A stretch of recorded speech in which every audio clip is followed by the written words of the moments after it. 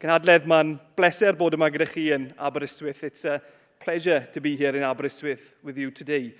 It's a particular pleasure to be here as a boy from Pencoed in Bridgend, a Labour heartland, and a boy who I imagine many back home thought would feel more at home in the Labour Party. Well, conference, no surprises, they were wrong.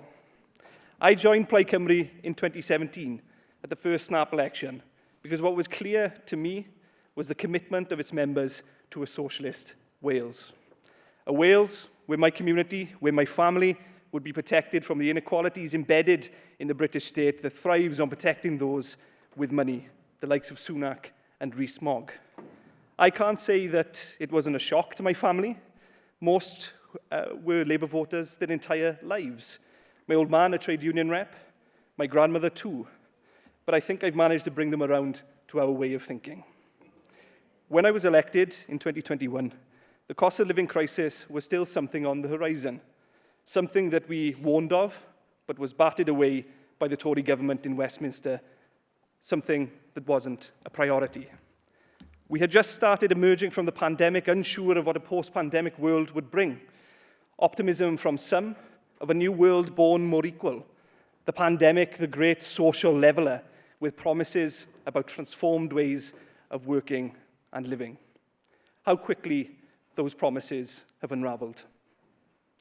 In my region of South Wales West, in the town of Glynneath, a town with a Plaid Cymru mayor, by the way, they recently unveiled a statue of the great Max Boyce. And it's Max's words that come to mind when I think of what my community has, is, and will face over the next few years. Duw, it's hard. Times are tough, conference. Mae'n gyfnod anodd. Mae'r economi yn dioddef ergydion o bob cyfeiriad. Bob mis eleni, fwy neu lai, mae gweinidog yr economi wedi cyhoeddi mwy o golledion swyddi ar lawr y Senedd. Mae ei mynegu ei siom ac yn cydymdeimlo ar gweithwyr, ond ys dim datrysiad go iawn ganddo. Dim cynllun am ffordd ymlaen, dim uchelgais dros Cymru. Dim ond geiriau gwag. Un cyhoeddiad ar ôl y llall. Tata, tua 3,000 o swyddi mewn perygl. Two Sisters yn Llangefni, dros 700 o swyddi wedi mynd. Afara Foods yn Yfenni, 400 o swyddi wedi mynd. Tileri Valley Foods, 250 o swyddi wedi mynd. Biomet ym Mhen y Bont, 540 o swyddi mewn perygl.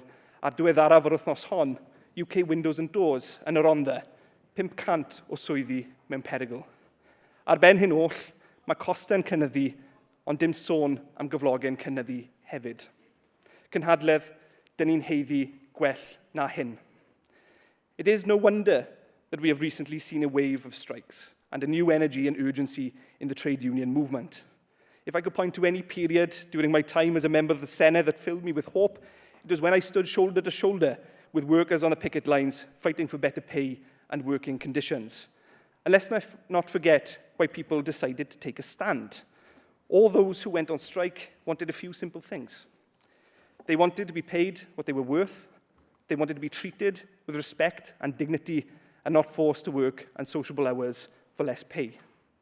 All they wanted was to heat their home, put food on the table, go for a pint on the weekend, and take their families away on holidays.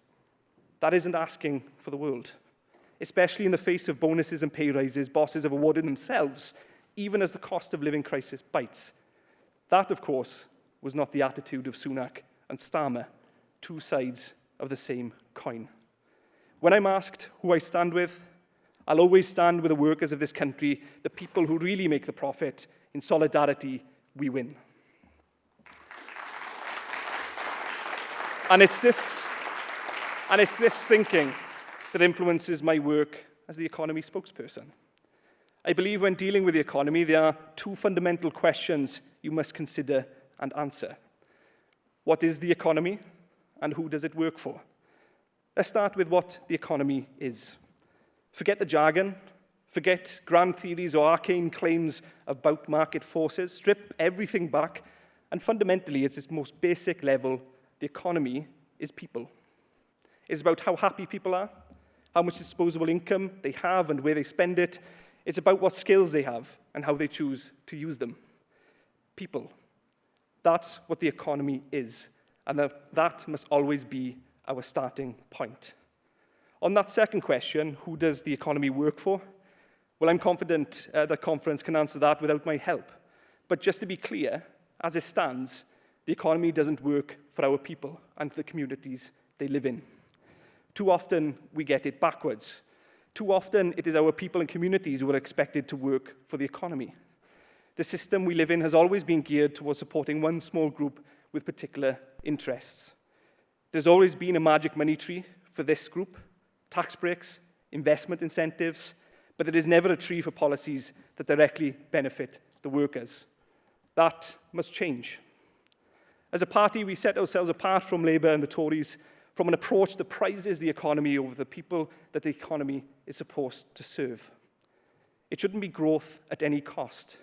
We shouldn't be willing to cozy up to corporate interests through compromising on workers' rights like Starmer has, a Labour leader that has taken more corporate freebies over the past 2 years than every other Labour leader since '97. Let's face it, Wales will never be an economic superpower in the traditional sense, and that's fine. But the economy should serve its people. What we can and should do is ensure that our economy provides everything that everyone needs to be comfortable and to have the basics guaranteed. That is a worthy ambition. Our mantra should be, never again will our citizens struggle to live, never again will a child go to bed hungry in Wales, and never again will we be at the mercy of Westminster. Conference, Plaid strives for fairness for Wales, and we have ambition for Wales. And that's why the economy strategy that I'm leading on will show Plaid Cymru at its best. It's been over a year now since the strategy was first announced, and we've been working hard, knuckling down and getting to grips with the long-standing issues facing Wales and its economy. Over the next few months, we'll be releasing papers detailing this work, and I want to thank all those who've so far been a part of putting these papers together, the experts and volunteers who have given their time to help us realise our vision for a Welsh economy that works for people and works for all parts of Wales. Our papers will set out our ambition for SMEs, economic development, building community wealth. They will set out our ambitions for investment in infrastructure, industrial policy, and energy. But they will also set out our plans for skills and Wales' greatest resource of all. We are rich in resources, but the greatest resource of all is our people, particularly young people who will play a vital role in a country's success and sustainability. But right now, for young people, there is no level playing field. We've all seen the reports. Young people are worse off than their parents and grandparents were at the same point in their lives. And let us ask ourselves, what are the future prospects for young people in Wales? A place where good quality jobs are disappearing, where buying or renting a home is simply unaffordable, where we are told to go to university only to find ourselves straddled with debt afterwards. Conference, migration out of our communities has always been an issue. It's an issue here in Ceredigion. It's an issue in Sir Gâr, Gwynedd and Môn. It's an issue in our valley communities as well. The data is scarce, but we can see that roughly 23,000 young people leave Wales annually to go to the rest of the UK. Data, however, does not exist for migration to the rest of the world. But time and time again, the Welsh Government kids itself into believing that it's getting to grips with the problem. But again, all we see is warm words. For 25 years since devolution, Wales has had a government with strategies that have no targets. Governments with endless plans, reviews and consultations, but no follow-through. Take the job losses I mentioned earlier. What has struck me since becoming Plaid's economy spokesperson is listening to statement after statement about how regrettable these job losses are and that the Welsh Government is always on the back foot, always reacting to decisions taken in multinational corporate boardrooms and never planning ahead or thinking proactively. High-paying jobs are disappearing in our communities, and without these good quality jobs, how can we expect our communities to thrive? In creating a strategy for the economy, we will set out a way to turn the tide, a way to make Wales a place that people not only want to stay in, but also want to come back to. That means proactive ambition from a Welsh Government. That means working out the reasons why people are leaving and actually doing something to address them.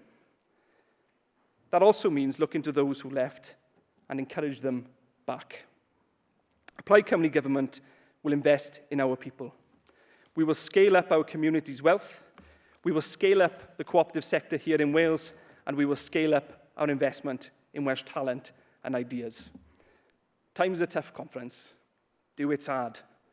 Ydy mae'n gyfnod anodd, ond pryd rydyn ni erioed wedi troi ein cefnau ar unrhyw her. Ein cyfrifoldeb ni, pob un ohonom ni yn Plaid Cymru, yw rannu ein gweledigaeth positif yn ein cymunedau. All of us here know that we have so much to offer in service to Wales. We know our ambition for this country we are all proud to call home. All we need to do now is prove it to its people. Diolch yn fawr, Cynhadledd.